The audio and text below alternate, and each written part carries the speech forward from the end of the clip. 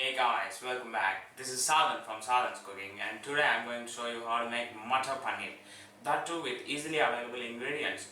I've kept the recipe pretty simple, so let's get started. Yeah guys, I've been wanting to make a video from quite a long time now, but I was studying from exams, so I was quite busy. So now that I'm back, let's get started with this recipe, Matar Paneer.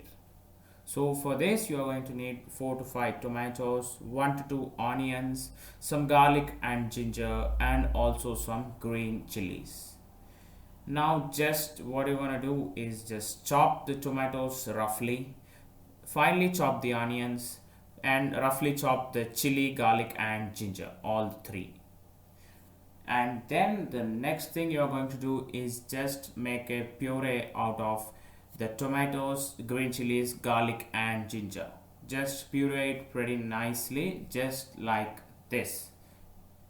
It should be quite a smooth puree, and then keep it aside. And then you're going to need some paneer as well. I've diced it into cubes, but you can dice it into whatever shape you want. It just depends on the individual, I say. I took some frozen matar, so I just soaked them in hot water and then kept it aside.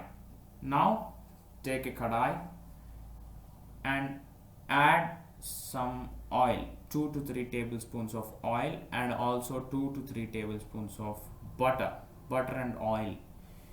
And then also turn the flame on and put it in medium, not low, not high. And once the oil gets hot, add your onions and fry them on medium flame until they are lightly golden. Medium flame, you have to fry it in medium flame, that's important, or else the onions will just get roasted. Now once they look like this, add turmeric powder and also fry them for 2 to 3 minutes more, so that the turmeric flavor gets absorbed into the mixture. And then once they are looking like this, add the tomato puree which we made earlier.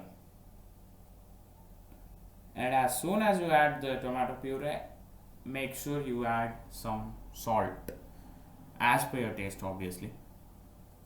And then just mix everything together thoroughly and let it cook for 4 to 5 minutes, or until the gravy starts to get together.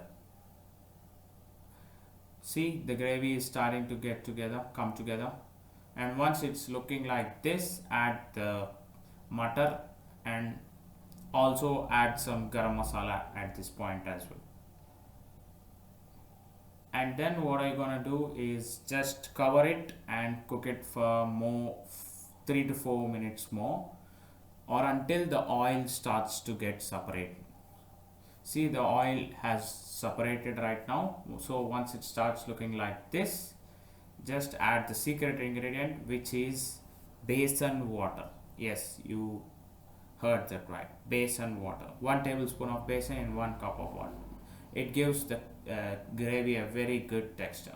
And at this point, add the paneer as well, and also add some red chili powder, some jeera powder or cumin powder, and some dhania powder or coriander powder. These are all the whole masala you're going to need. And also add some more water so that the paneer gets covered.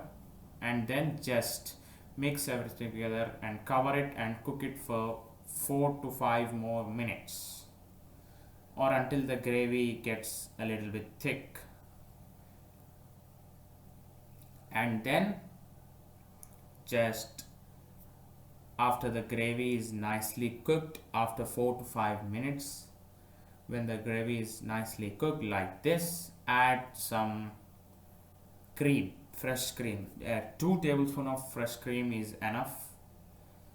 And also add some roasted kasuri methi, and you make sure you have roasted the kasuri methi, or else it will be like the flavor will not be absorbed into the gravy. So now I'm adding some color which is totally optional. Just turn the flame off and that's it. The gravy is done. I added some color, so that's totally optional. And then you are going to get something like this. See the texture of the gravy. See that paneer. Wow.